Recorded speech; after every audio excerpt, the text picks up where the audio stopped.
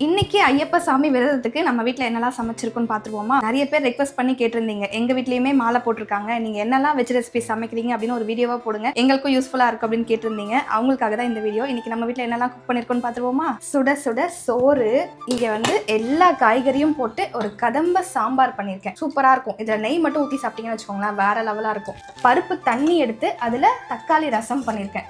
இதுவுமே செம்மையா இருக்கும். ஆமா, திறக்கும் போது எவ்வளவு வாசனையா இருக்கு. ரச பொடியெல்லாம் போட்டு வச்சிருக்கேங்க. சூப்பரா இருக்கும். வாசனை மட்டும் இல்ல, டேஸ்ட்டுமே சூப்பரா இருக்கும். இதுக்கு பெர்ஃபெக்ட் சைட் டிஷ் பீன்ஸ் பருப்பு உசிலி. உங்களுக்கு ரொம்ப பிடிக்கும்ல? இங்க பாத்தீங்களா, உங்களுக்கு அதை விட ரொம்ப பிடிச்ச ஜவ்வரிசி பாசி பருப்பு பாயாசம். ஆமா, இவ்வளவு டிஷ்ஷாமா பண்ணிட்டீங்க இன்னைக்கு. ஆமா, புதினா துவையல். அது நேத்து பண்ணது, வேணும்னா போட்டுக்கோங்க, இல்லைன்னா நான் சாப்பிட்டுக்கிறேன். இது வந்து உங்களுக்கு ஒரு 11 o'clock ஸ்நாக்ஸ் கொடுத்து அனுப்புனால அந்த ஸ்நாக்ஸ் மிச்சமாயிடுச்சு. கருப்பு சுண்டல் இது எனக்கு, நான் இன்னும் சாப்பிடல, அதனால அதை அப்படியே எடுத்து வச்சிருக்கேன். பியோர் பசுமாட்டு நெய், சாம்பார் ரசம் எதுல போட்டு சாப்பிட்டாலும் செம்ம டேஸ்டா இருக்கும். அவ்வளவுதானா? லிஸ்ட் கொஞ்சம் பெருசா போதே, வேற ஏதாவது இருக்குங்களா? கிச்சன்ல அப்பளம் பொரிச்சுக்கிட்டே இருக்கேன், வேணா அதையும் வந்து காமிச்சிருங்க வாங்க. அங்க வீடியோ எடுத்துட்டு வரதுக்குள்ள எண்ணெய் நல்லா சூடாயிடுச்சு. அப்பளமும் ரெடி. எத்தனை வகையான பொரியல் பண்ணாலும் இந்த அப்பளம் ஒன்று இருந்தால் தாங்க சோறே இறங்குது. சாம்பாரில் கொஞ்சமாக நெய் ஊற்றிக்கலாம்.